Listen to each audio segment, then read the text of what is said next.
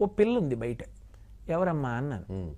మీతో మాట్లాడాలి. ఇప్పుడు మాట్లాడినమ్మా, ప్రవచనానికి వెళ్తున్నాను, టైం అంటే టైమే. అక్కడ నా కోసం ఓ 1000 మంది ఉంటే తప్పది, నేను లేటుగా వెళ్ళకూడదు, నేను వెళ్ళిపోవాలి, నేను మాట్లాడడం కుదరదన్నాను.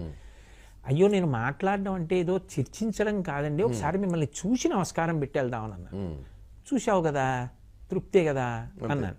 అలాగేనండి మెట్లు దిగిపోతోంది, లిఫ్ట్ వచ్చింది. నేను అన్నాను, ఎందుకమ్మా లిఫ్ట్ వచ్చిందిగా, ఇలా వచ్చేయి నాతో అన్నాను. లిఫ్ట్ ఎక్కింది.